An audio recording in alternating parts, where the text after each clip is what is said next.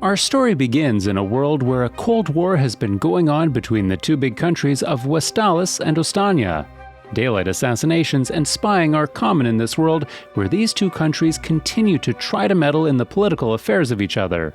However, one day, the diplomat of Westalis is killed in an assassination. The higher-ups at Westalis figure that this is the work of the far-right party of the East, which is planning to take over the government there and launch an actual attack on Westalis, a full-out war. They are left with only one option, and no, it's not to start a war before they do. That would be too easy. The officials decide to let their very best agent deal with extracting information to somehow stop the war. The agent is Twilight. Twilight is one of, if not the best spies in the entire world. His reputation exceeds himself as the master of disguise. His spying skills are unmatched as well. James Bond doesn't even compare when it comes to this legend.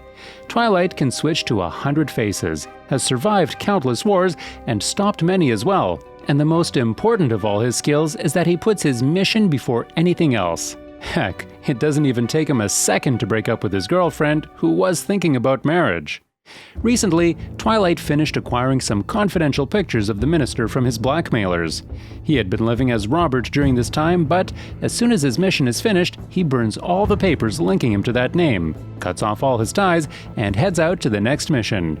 His life as a spy always keeps him busy, and he knows that he will never have a real name or a real family, but that's okay with him.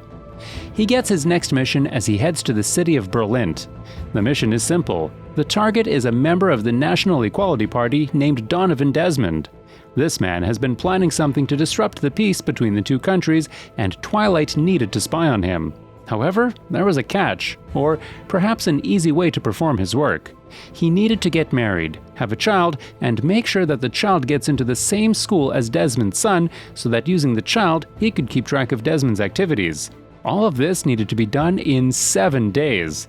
No matter the skills Twilight may have, having a child in 7 days is definitely not an easy task.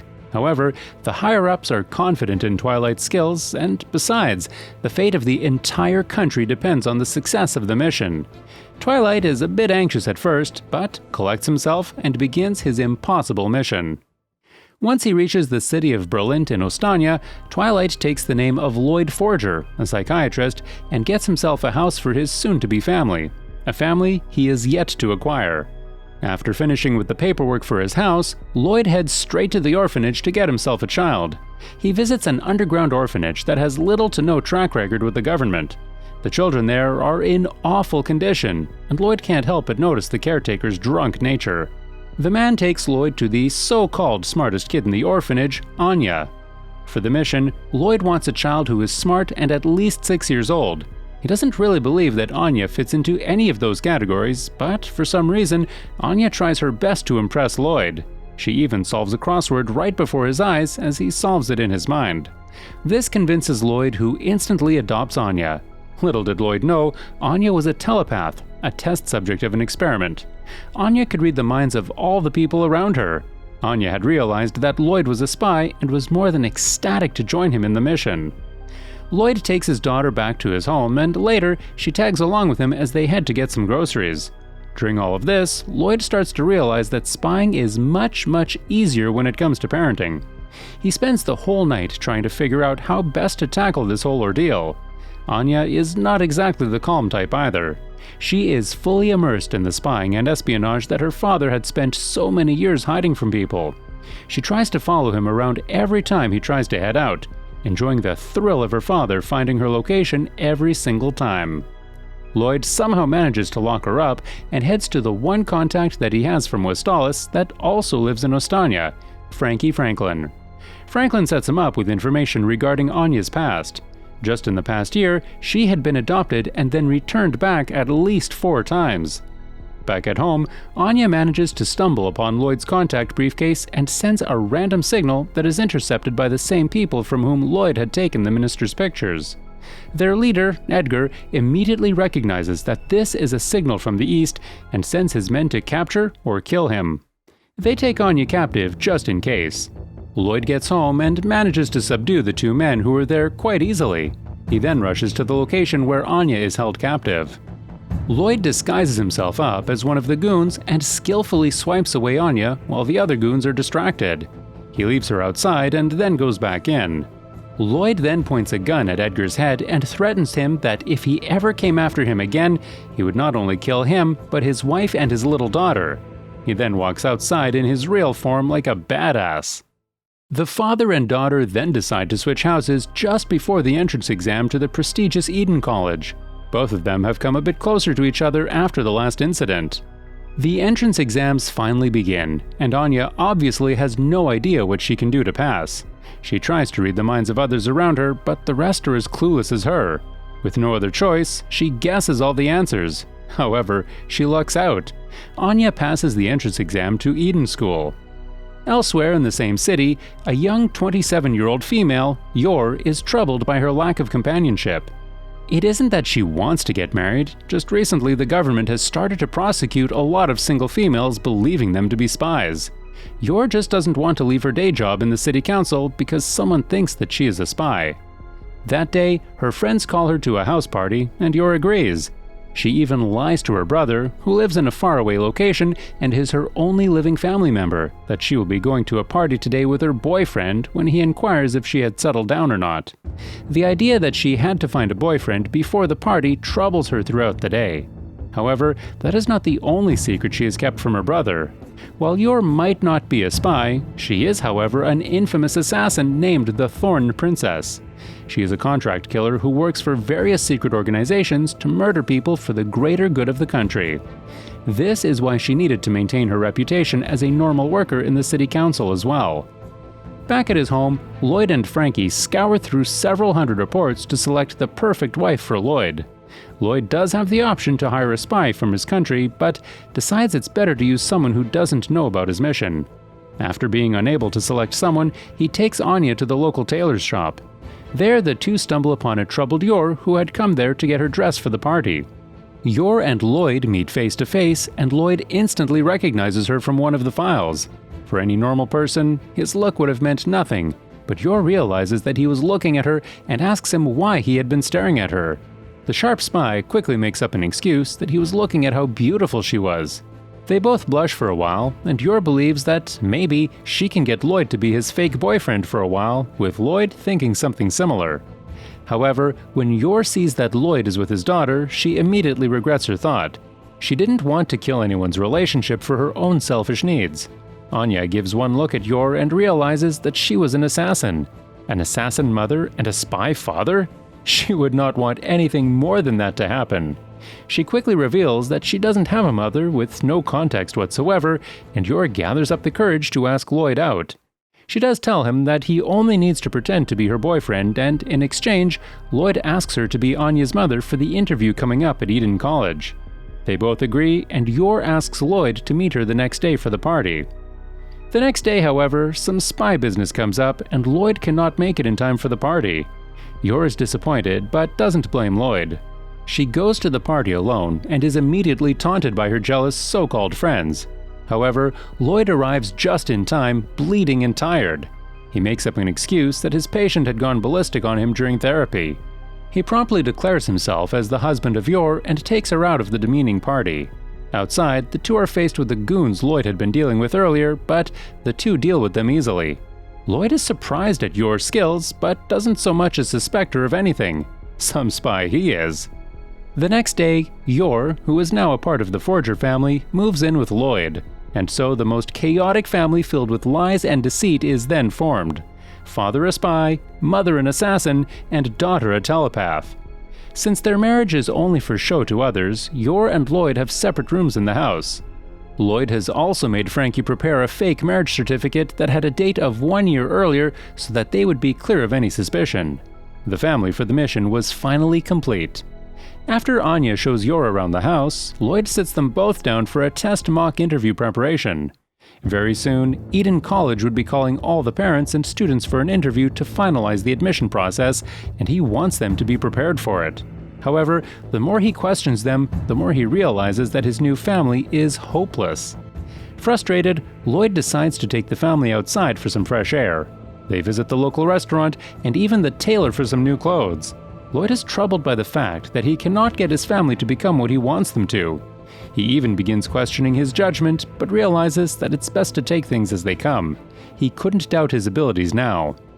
On their way back, Lloyd and Yor even manage to subdue a thief. Even though they want to keep a low profile, the two can't stop themselves from helping the people around them. Over the next few days, the family prepares rigorously for the upcoming interview, and the day finally arrives. Yor, Lloyd, and Anya reach the school in time for the interview. Eden College is a prestigious school where only the best or the wealthiest of students study, which includes the children of Lloyd's target, Donovan Desmond. The school is known for its harsh judgment of parents and students when it comes to the selection process, and it was imperative that the Forger family performed its level best. Immediately upon entering the school, Lloyd realizes that they were being watched. The judgment had begun even before the interview.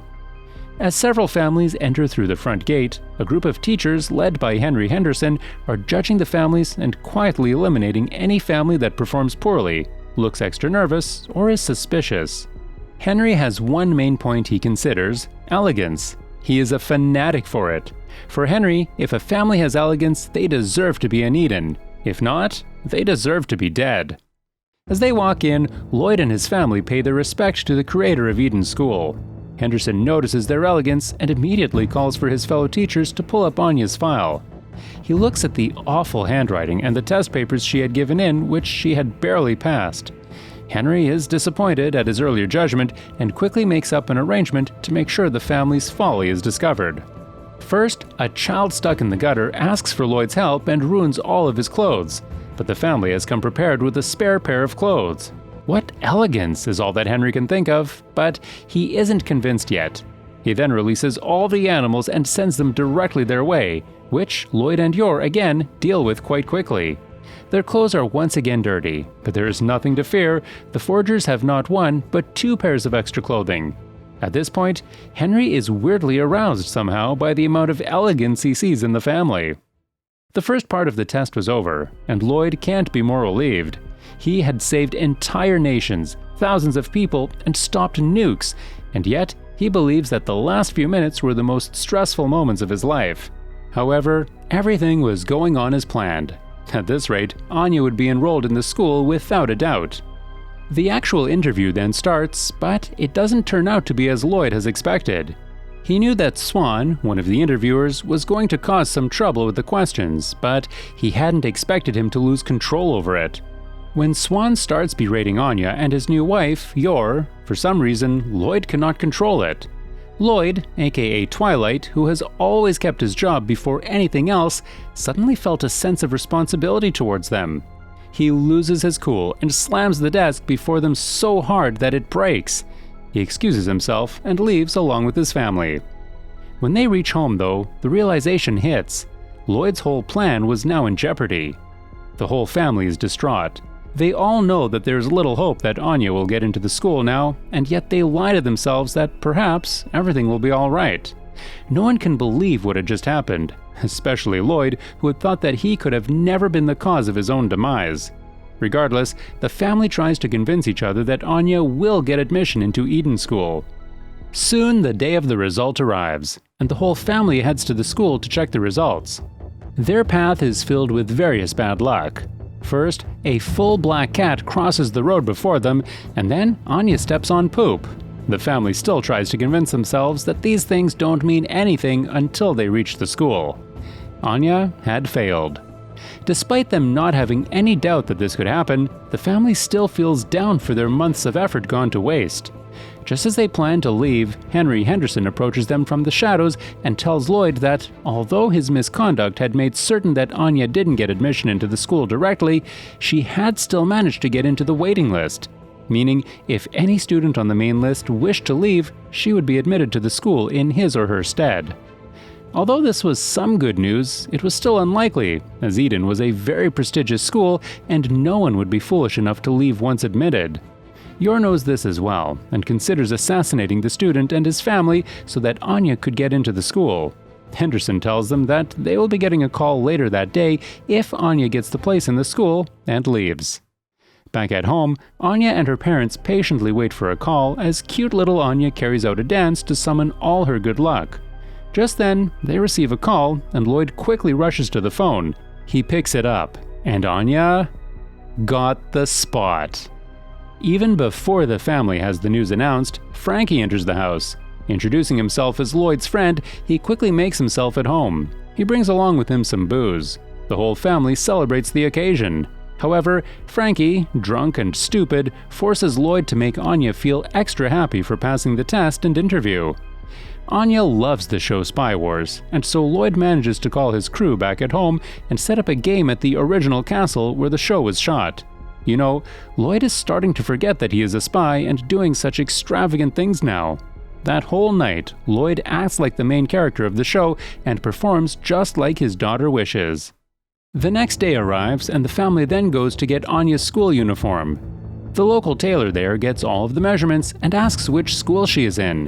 When she hears that Anya is in Eden School, she immediately starts relating how the school has very mischievous students and the amount of bullying in the school is very high.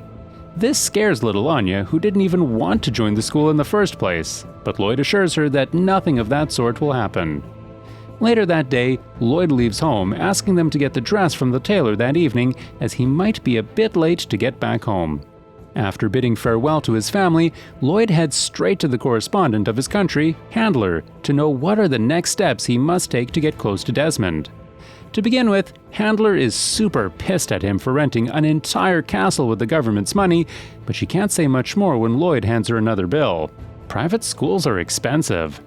Handler then tells him about the Eden School and how he can get access to the special meetings that are carried out in that school. In Eden School, there are about 2,500 students. The students who are able to shine bright and lead every other student in their studies and every other aspect are called the Imperial students. In order to get to Desmond and his meeting, Lloyd would need to either get Anya to become his son's great friend or become the best student and get the Imperial status. Can Anya do that? Hope you enjoy part 1. If this video gets 1,000 likes, I will continue to part 2. Thanks for watching.